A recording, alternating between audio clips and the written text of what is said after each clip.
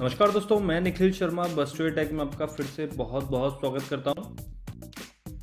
दोस्तों, आज मैं आपको इस वीडियो में बताऊंगा कि आप कैसे एक सॉफ्टवेयर को डेवलप कर सकते हैं, सॉफ्टवेयर बना सकते हैं, किन किन चीज़ों की नीड आपको पड़ेगी एक सॉफ्टवेयर बनाने के लिए। ये सब मैं आपको इस पूरे वीडियो में बताने वाला हूँ।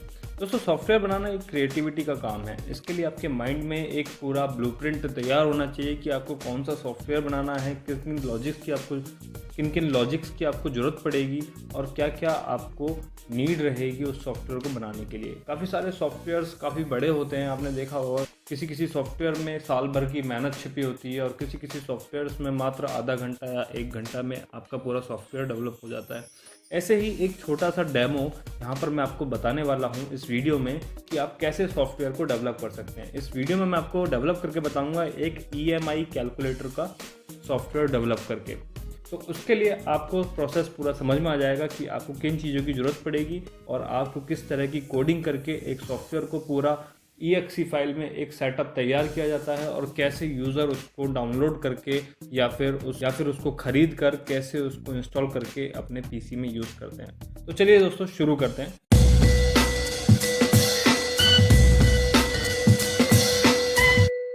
सबसे पहले दोस्तों मैं आपको बता दूं कि किसी भी सॉफ्टवेयर को डेवलप करने के लिए मैं यहाँ पर जो प्लेटफॉर्म बता रहा हूँ वो आपको बता रहा हूँ विजुअल स्टूडियो का प्लेटफॉर्म। जी हाँ दोस्तों, विजुअल स्टूडियो का प्लेटफॉर्म सबसे पहले आपको अपने लैपटॉप या PC में इंस्टॉल करना होगा। मैं आपको बता दूं कि आप जैसे ही google.com पर जाएंगे,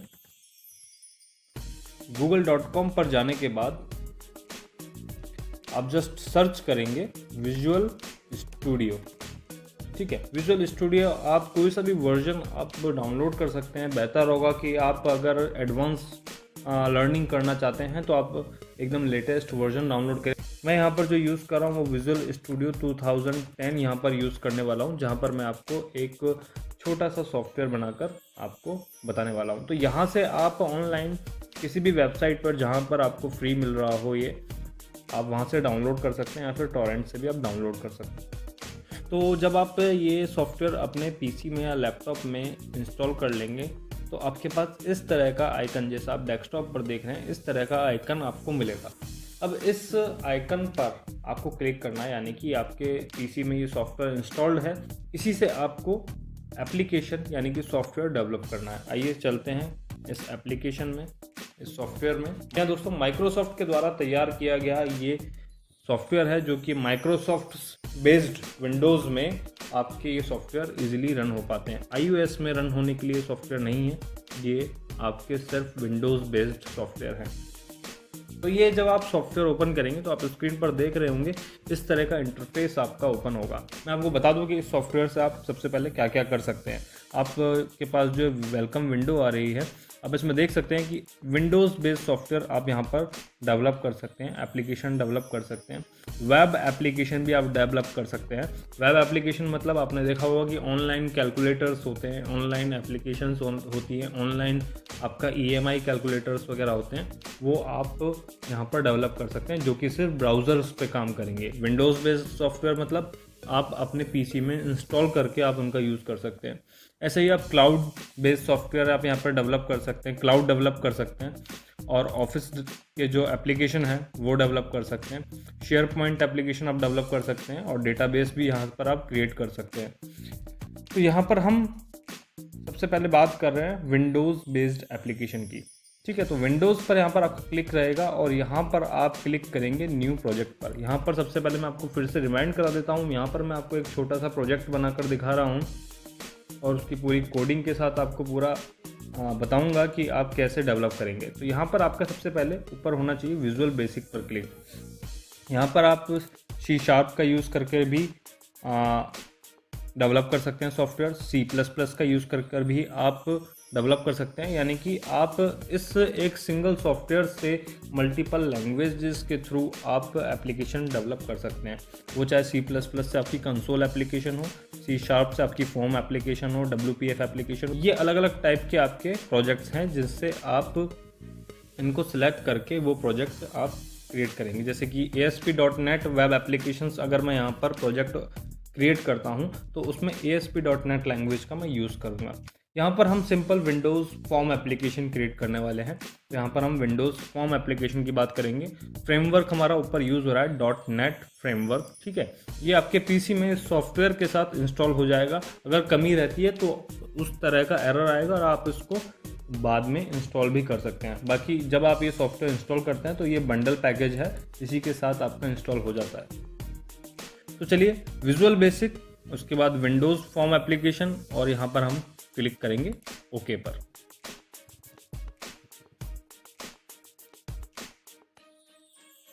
तो दोस्तों इस तरह का कुछ इंटरफेस ओपन होगा। आप देख सकते हैं लेफ्ट साइड में मेरे पास आ रहा है टूल बॉक्स, राइट साइड में मेरे पास आ रहा है सॉल्यूशन एक्सप्लोरर, और बीच में आ रहा है मेरे पास एक फॉर्म, ठीक है। तो आप क्लियरली देख सकते हैं कि यहाँ पर मेरे पास फॉर्म 1.vb ये मेरा प्रोजेक्ट है, इस पर मैं वर्क करूँगा। और यहाँ पर कुछ टैब्स आ रहे हैं, solution explorer, team explorer, class view और प्रॉपर्टीज़ में यहाँ पर आप जो टूल्स यूज़ करेंगे उनकी प्रॉपर्टीज़ यहाँ पर आएगी।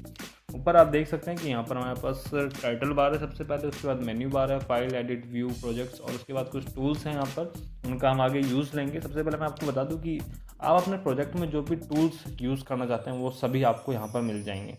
आप देख सकते हैं कि checklist box, progress bar, radio button, rich text box, tooltip, preview, web browser, सब तरह के यहाँ पर आपके पास टूल्स मिल जाएंगे। तो आइए हम सबसे पहले, आपको मैंने जैसे कि बताया था कि हम यहाँ पर एक छोटा सा प्रोजेक्ट शुरू करने वाले हैं जिसका नाम है EMI कैलकुलेटर, ठीक है। सबसे पहले यहाँ पर आप देख रहे होंगे, सबसे पहले आप इसके बारे में जान लें। ये है फॉर्म, ठीक है। ये एक फॉर्म बेस्ड एप्लीकेशन सॉफ्टवेयर हम यहाँ पर बनाने वाले हैं, जो कि इस फॉर्म में हमारे पास कुछ टूल्स होंगे, उनका हम यूज़ करेंगे। तो सबसे पहले हम फॉर्म 1 की प्रॉपर्टीज़ देखते हैं। आप देख सकते हैं यहाँ पर प्रॉपर्टीज़ आ रहा है, प्रॉपर्टीज़ पर क्लिक कर लेंगे और यहाँ पर आप देखें कि फॉर्म 1 मेरे पास लिखा रहा है। जैसे मैं फॉर्म 1 पर, यानी कि इस फॉर्म पर एक सिंगल क्लिक करता हूँ, मेरे पास यहाँ पर कुछ प्रॉपर्टीज़ आ जाती हैं।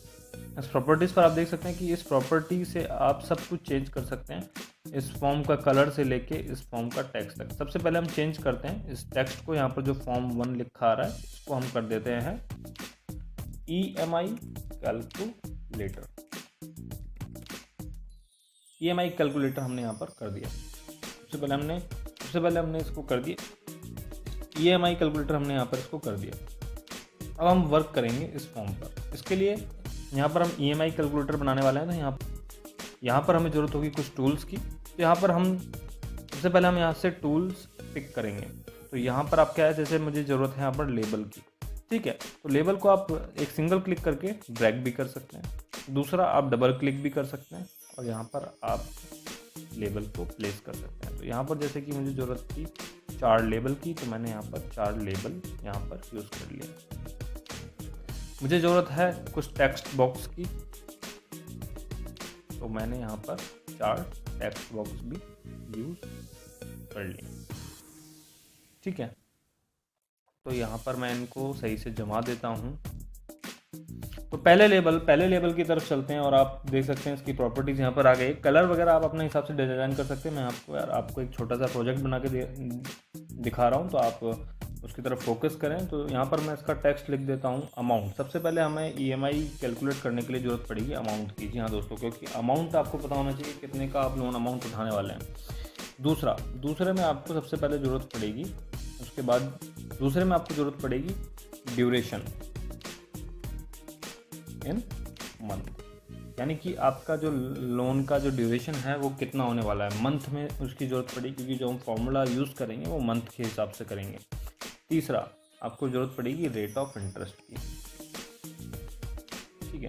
तीसरे में आपको रेट ऑफ इंटरेस्ट की ज़रूरत पड़ेगी, और चौथा लेबल 4, और ये आपका हो जाएगा EMI, ठीक है, यानी कि आपकी कितनी की EMI हुई, ठीक है। ये आपके पास एलिमेंट हो गए कि आप अमाउंट एंटर करेंगे इसमें, ड्यूरेशन ऑफ मंथ एंटर करेंगे इसमें, रेट ऑफ इंटरेस्ट आप एंटर करेंगे इसमें यूज़ करेंगे, और EMI आप यूज़ करेंगे इसमें, ठीक है। तो इसके लिए अब आपको एक बटन की भी ज़रूरत पड़ेगी जिस पर आप क्लिक करके आप एक कैलकुलेट कर पाएँ। सबसे पहले हम यहाँ पर एक बटन प्लेस कर देते हैं। बटन ये रहा, सबसे ऊपर आपके पास बटन है, डबल क्लिक कीजिए, प्लेस हो जाएगा बटन, और मैं इसको बीच में लगा देता हूँ जस्ट इसके। और जैसे ही आप इस बटन पे क्लिक करेंगे तो आपकी EMI कैलकुलेट हो जाएगी। बटन 1 की जगह मैं कर देता हूँ कैलकुलेट, लिख देता हूँ यहाँ पर, जैसे आप कैलकुलेट पर क्लिक करेंगे तो आपके पास EMI यहाँ पर आ जाएगी। एक बटन और मैं यहाँ पर यूज़ कर लेता हूँ, वो इसलिए कि जब आपका काम पूरा हो जाए तो आप इस सॉफ्टवेयर से बाहर भी आ सकें। ठीक है, तो उसके लिए मैं यूज़ करूँगा एग्जिट बटन। तो ये आपका एक छोटा सा सॉफ्टवेयर यहाँ पर रेडी हो चुका है। ठीक है, तो यहाँ पर EMI में जैसे कि आपको कुछ एंटर नहीं करना, तो यहाँ पर एक चीज़ होती है जो होती है रीड ओनली। ठीक है, उसको आप ट्रू कर दीजिए, तो ये आपका हो जाएगा डिसेबल मतलब कि आप इसमें कुछ एंटर नहीं कर पाएंगे, इसमें सिर्फ आउटपुट ही आ पाएगा। तो आइए शुरू करते हैं अब कोडिंग सेशन अपना। आप देख लीजिए यहाँ पर हमारा EMI कैलकुलेटर रेडी हो चुका है, बस अब इसकी कोडिंग बाकी रहती है। फिर हम इस प्रोग्राम को रन करके आपको बताएंगे और रन करने के बाद इसको EXE में कन्वर्ट करके बताएंगे। तो ये था आपका छोटा सा प्रोग्राम। चलिए अब इसको शुरू करते हैं। इसके लिए आपको जैसे कि अब कोडिंग करनी है, तो इसके लिए कोडिंग करने के लिए आपको जस्ट कैलकुलेट पर अब डबल क्लिक कर दीजिए। दोस्तों ये जैसे ही मैंने बटन 1 पर क्लिक किया तो यहाँ पर मेरा ओपन हुआ है ये कोडिंग पार्ट। ठीक है, इस कोडिंग के पार्ट को समझिए। यहाँ पर आप देख सकते हैं कि बटन 1 यहाँ पर मेरे पास आ रहा है और उसका एक इवेंट आ रहा है क्लिक। ओके, तो यहाँ पर मेरे पास जैसे ही मैंने आप देख सकते हैं पब्लिक क्लास फॉर्म 1 लिखा हुआ है और उसके अंदर मेरा एक इवेंट चल रहा है प्राइवेट सब बटन 1 क्लिक। तो ये आपका डिफ़ॉल्ट आ जाएगा। अब इसके अंदर आपको कोडिंग सब करनी है। आप ध्यान रखें कि जब भी आपका प्राइवेट सब से स्टार्ट होगा तो यहाँ पर नीचे एंड सब भी लिखा रहेगा और उसके नीचे एंड क्लास, यानी कि जो स्टार्ट होगा वो भी एंड भी होगा। तो चलिए अब इसका कोडिंग पार्ट शुरू करते हैं और मैं यहाँ पर पहले एक बार पूरी कोडिंग कर देता हूँ, फिर मैं आपको समझाता हूँ कि यहाँ पर मैंने क्या किया। तो चलिए शुरू करते हैं। तो यहाँ पर डबल इंडियन इंटीजर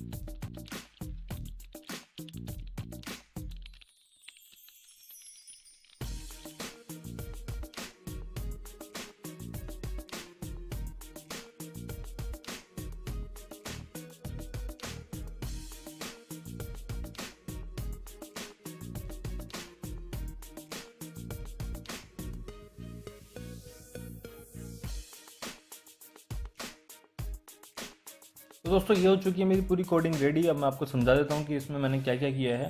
तो जैसे कि आप देख सकते हैं कि यहाँ पे डिम ABCS डबल। दोस्तों ये जो ABC है यहाँ पर वेरिएबल है और ये जो डबल है और जो इंटीजर आप देख रहे हैं डेटा टाइप है। ये जब आप इस कोडिंग के बारे में पढ़ेंगे या फिर किसी भी कोडिंग के बारे में पढ़ेंगे, वहाँ पर दो चीज़ आप जरूर पढ़ेंगे, वेरिएबल्स एंड डेटा टाइप। जी हाँ दोस्तों, डेटा टाइप्स की भी बहुत ज़रूरत होती है कि आप किस तरह का टेक्स्ट यूज़ कर रहे हैं या फिर न्यूमेरिक यूज़ कर रहे हैं, उस तरह से बेस्ड आपको डेटा टाइप का यूज़ करना पड़ता है। फिर उसके बाद FIS numeric text box dot 1, यानी कि हम टेक्स्ट बॉक्स 1 में जब कोई वैल्यू एंटर करते हैं, न्यूमेरिक एंटर करते हैं, तो क्या होगा, ए में जो ए की जो वैल्यू है,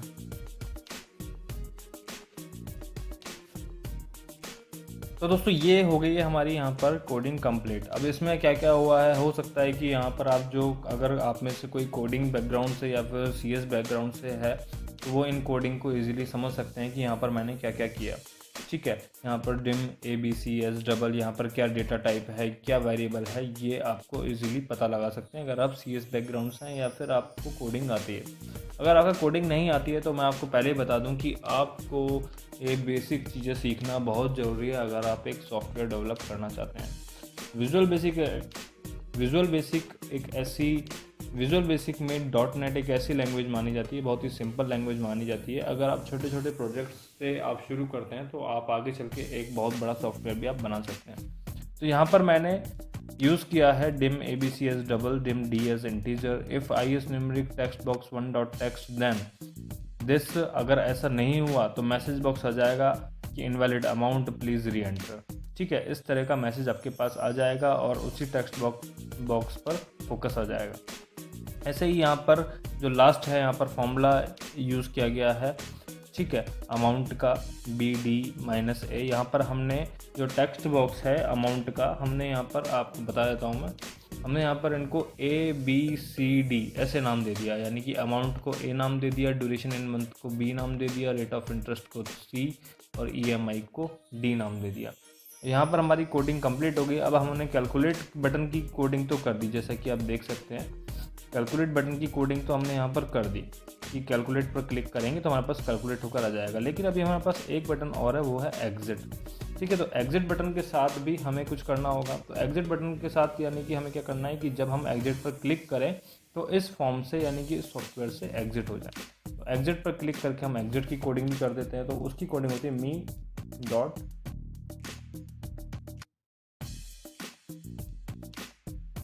क्लोज। ठीक है, जैसे ही हम एग्जिट पर क्लिक करेंगे तो वो जो फॉर्म होगा वो अपने आप को क्लोज कर लेगा। अब आइए चेक करते हैं कि ये कोडिंग हमारी कितनी सही है या गलत है।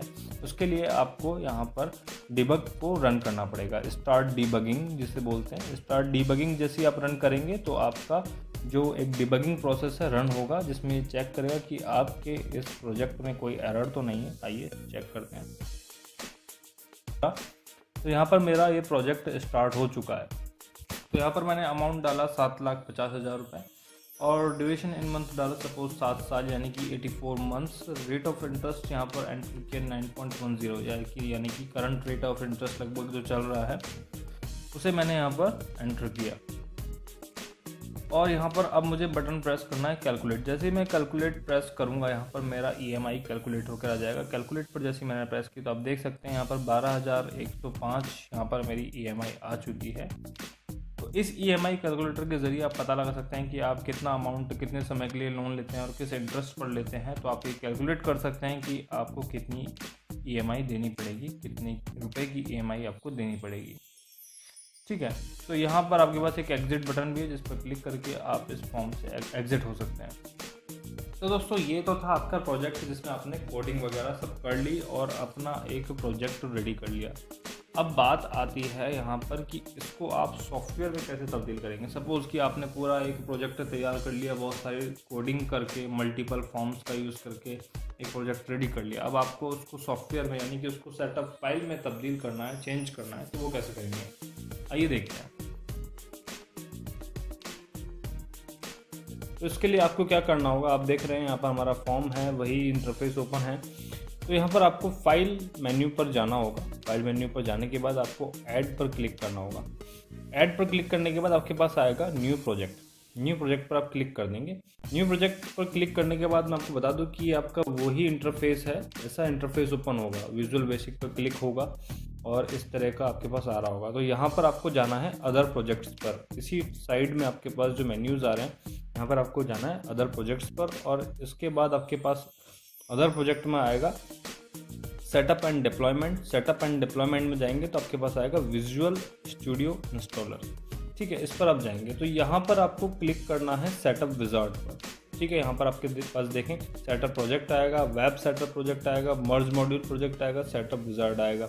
तो सेटअप विजार्ड पर आप क्लिक करें और यहाँ पर आपके पास उसका नेम आप दे दीजिए। जैसे सपोज हमारा है EMI कैलकुलेटर। ठीक है, कैलकुलेटर हमने यहाँ पर नाम दे दिया। ये हमारा लोकेशन आप देख लीजिए कहाँ पर जाएगा। Location C user Windows 10 document visual studio 2010 project Windows application 1। ठीक है, अब ब्राउज बटन पर क्लिक करके सबसे पहले मैं लोकेशन यहाँ पर सिलेक्ट कर लेता हूँ EMI कैलकुलेटर। यहाँ पर मेरी लोकेशन सिलेक्ट हो गई, डेस्टिनेशन लोकेशन। ओके कर देंगे। ओके करने के बाद आपके पास ये विंडो ओपन होगी। नेक्स्ट कर दीजिए। नेक्स्ट करने के बाद create a setup for a Windows application पर ही क्लिक करने दीजिए। नेक्स्ट करेंगे नेक्स्ट करने के बाद आपके पास ये ऑप्शन आएंगे, आप primary output from Windows application 1 पर क्लिक करें और नेक्स्ट कर दीजिए। नेक्स्ट करने के बाद यहाँ पर आपके पास ये विंडो है, इसलिए है कि आप इसमें एक ऐसी फाइल ऐड कर सकते हैं जैसे कि रीडमी फाइल आपने देखी होगी, या फिर कोई लोगो फाइल आपको, अगर आपको अपने सेटअप पर लोगो लगाना है तो वो लोगो फाइल आप अटैच कर सकते हैं। वो सब आपके पास यहाँ पर ऑप्शन अवेलेबल है। यहाँ पर सपोज मैंने एक रीडमी फाइल यहाँ पर क्रिएट कर रखी है, EMI कैलकुलेटर में मैंने सेव कर रखी है। इसको मैं आपको बता देता हूँ किस तरह की फाइल है ये, क्या लिखा हुआ है इसमें। Thank you for install this software is created by Nikhil Sharma. For more interesting videos and projects please subscribe our channel bustware tech. ठीक है, तो ये रीडमी फाइल मैंने यहाँ पर सिलेक्ट कर दी है। ठीक है, ओपन करेंगे तो यहाँ पर आपके पास ये सिलेक्ट हो गया। नेक्स्ट कर दीजिए और फिनिश कर दीजिए। फिनिश करने के बाद आपके पास ये विंडो ओपन हो जाती है। विंडो ओपन होने के बाद आपके पास यहाँ पर 3 ऑप्शन आते हैं, एप्लीकेशन फोल्डर, यूजर्स डेस्कटॉप और users program menu. Application folder वो फोल्डर है जहाँ पर आपका सॉफ्टवेयर इंस्टॉल होने के बाद जैसे कि प्रोग्राम फाइल्स में जाता है तो वहाँ पर आपके पास क्या क्या फाइल्स होंगी। दूसरा आपके पास है यूजर्स डेस्कटॉप। ठीक है, यूज़र जब ये सॉफ्टवेयर इंस्टॉल होगा तो यूज़र के डेस्कटॉप पर क्या चीज़ जानी चाहिए। और तीसरा ऑप्शन है यूजर्स प्रोग्राम मेन्यू, यानी कि प्रोग्राम मेन्यू में भी एक शॉर्टकट आइकन आपका जाना चाहिए। आप यहाँ पर सेट कर सकते हैं। तो आइए सबसे पहले चलते हैं एप्लीकेशन फ़ोल्डर में। एप्लीकेशन फ़ोल्डर जब हमारा ये एप्लीकेशन इंस्टॉल होगी तो हमारे पास 2 फाइल्स वहाँ पर जाएंगी प्रोग्राम फाइल्स में। एक प्राइमरी आउटपुट है हमारा विंडोज़ एप्लीकेशन का और एक ये रीडमी फाइल जो हमने ऐड करी थी। सपोज़ कि मैं चाहता हूँ कि यहाँ पर हमारा एक शॉर्टकट भी जाना चाहिए जिसका नाम होगा EMI कैलसी। ठीक है, यूज़र्स डेस्कटॉप पर भी मैं चाहता हूँ कि एक शॉर्टकट जाना चाहिए और जिसका टारगेट आप इसी को बनाएंगे। इस फाइल को हमने वहाँ पर बनाया EMI कैलसी। ठीक है, ये हमारा हो चुका है। प्रोग्राम मेन्यू में हम नहीं चाहते कि हम उसमें हमारा ये सॉफ्टवेयर शो हो, हम चाहते हैं कि सिर्फ डेस्कटॉप पर आ जाए। तो यहाँ पर ये आप देख सकते हैं कि EMI कैलकुलेटर के अंदर ये चालू हो गई हैं बनना फाइल्स। तो यहाँ पर EMI कैलकुलेटर को जस्ट हम राइट क्लिक करके बिल्ड कर देंगे। बिल्ड करने के बाद आप देखें कि यहाँ पर हमारी जो फाइल्स हैं क्रिएट हो रही हैं और आप देख सकते हैं ये बिल्ड सक्सीड।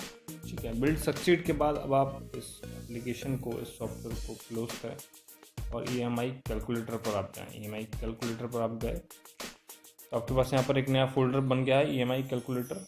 इसमें आप जाएं, आपके पास 3 फोल्डर आएंगे, डिबग, रिलीज और EMI कैलकुलेटर। ये फोल्डर नहीं है, ये आपकी एक एप्लीकेशन है। डिबग में आप जाएंगे। डिबग में जाने के बाद आपके पास ये 2 फाइल आ गए। तो ये 2 फाइल ही आपकी सेटअप फाइल है। इसका यूज़ करके आप किसी को भी अपना ये सॉफ्टवेयर दे सकते हैं और प्रोवाइड कर सकते हैं, जिसको कोई भी यूज़र डायरेक्ट इंस्टॉल करके यूज़ कर सकता है। ये टेस्ट करते हैं कैसे। सपोज़ यहाँ पर भी मैं आपको बता दूं कि ये दोनों फाइल आपकी एक साथ होनी चाहिए, क्योंकि ये इसकी सेटअप फाइल है और ये इसकी कंबाइंड फाइल है जिसमें आपका डेटा स्टोर्ड है। ठीक है, विंडोज़ इंस्टॉलर फाइल जिसे बोलते हैं, ये वो है। ठीक है, इसको मैं एक जगह सपोज यहाँ पर कॉपी कर लेता हूँ और सॉफ्टवेयर EMI कैलसी इसका नाम दे। ठीक है, फोल्डर में मैं ये फाइल कॉपी कर लेता हूँ, अभी क्लोज कर देता हूँ और बाकी सब चीज़ें डिलीट कर देता हूँ। आपको ये सॉफ्टवेयर रन कर अभी दिखाएंगे। ठीक है, सब यहाँ पर डिलीटेड है और मैं इसको भी क्लोज कर देता हूँ क्योंकि यहाँ पर भी काम मेरा सब कुछ लगभग हो चुका है। ठीक है ना, जैसे कि मैं आपको बता ही रहा हूँ। तो ये हमारे पास सॉफ्टवेयर EMI है। ठीक है, इसको ओपन करें। ओपन करने के बाद इस सेटअप आप रन कर दें। रन करने के बाद आपके पास ये विंडोज़ इंस्टॉलर ओपन हो गया। विंडोज़ इंस्टॉलर ओपन होता है आपका MSI की हेल्प से। आप देखें कि यहाँ पर मेरे पास welcome to EMI calculator setup wizard आ गया है। नेक्स्ट कीजिए। नेक्स्ट करने के बाद देखें कि C program file default company name में EMI कैलकुलेटर में ये प्रोग्राम जा रहा है। एवरीवन मैं यहाँ पर कर देता हूँ, जस्ट मी भी कर सकता हूँ कि इसको, जैसे सपोज आपके PC में मल्टीपल एडमिन है, मल्टीपल यूज़र है, तो उसमें आप ये चीज़ सेलेक्ट कर सकते हैं। मैं एवरीवन यहाँ पर कर रहा हूँ, नेक्स्ट कर रहा हूँ, नेक्स्ट करा और ये सॉफ्टवेयर अब इंस्टॉल होना चालू हो जाएगा। यहाँ पर यस करा मैंने इसको। और ये सॉफ्टवेयर मेरा इंस्टॉल हो गया है। इंस्टॉल होने के बाद डेस्कटॉप पर ज़रूर मेरा एक यहाँ पर आप देख सकते हैं EMI कैल्सी के नाम से शॉर्टकट आ गया है, जो कि पहले नहीं था। ठीक है, अब मैं EMI कैल्सी पर जैसे ही डबल क्लिक करूँगा तो मेरा डायरेक्ट सॉफ्टवेयर रन होगा। ठीक है, आइए चेक करते हैं कैसे। EMI कैल्सी पर डबल क्लिक किया मैंने, तो यहाँ पर आप देख सकते हैं कि सॉफ्टवेयर रन होकर आ चुका है। जैसा हमने जो फॉर्म बनाया था यहाँ पर वही सेम फॉर्म आ रहा है। और यहाँ पर आप डायरेक्ट अपना जो अमाउंट है, सपोज यहाँ पर इस बार डिजिट चेंज कर लेते हैं, 5 लाख का लोन हम यहाँ पर ड्यूरेशन रखते हैं 12×5 = 60 मंथ, 5 साल के लिए। और यहाँ पर रेट ऑफ इंटरेस्ट रखते हैं वही 9.30 रखते हैं इस बार। और कैलकुलेट करते हैं तो आप देख सकते हैं यहाँ पे आपकी जो EMI आती है वो 10,452 रुपीज़ की आती है। तो दोस्तों ये था एक छोटा सा प्रोजेक्ट, जैसे कि मैंने आपको बताया था विजुअल स्टूडियो की हेल्प से, जिसमें हम .NET लैंग्वेज हमने यूज़ करी है। यहाँ पर काफ़ी सिंपल सिंटैक्स होते हैं, आप C#, C++ के थ्रू भी आप ये एप्लीकेशन सॉफ्टवेयर बना सकते हैं। तो दोस्तों ये आप छोटे छोटे प्रोजेक्ट्स बनाकर आप एक बड़ा सॉफ्टवेयर आप इजीली बना सकते हैं। कोडिंग के लिए सबसे ज़्यादा आपको ज़रूरत होती है प्रैक्टिस की, तो आप ये प्रैक्टिस करें। अगर आपको कोडिंग पसंद है तो छोटे छोटे प्रोजेक्ट्स बनाएं। आपको किसी भी तरह की हेल्प चाहिए तो आप हमें ज़रूर कमेंट करें, अपने सवाल सुझाव हमें बताएं। ये वीडियो कैसा लगा आपको, आपके लिए कितना हेल्पफुल था, ये हमें कमेंट कर बताएं। और इस वीडियो को लाइक करें, शेयर करें। और अभी तक आपने हमारा चैनल सब्सक्राइब नहीं किया है तो ज़रूर सब्सक्राइब करें। धन्यवाद।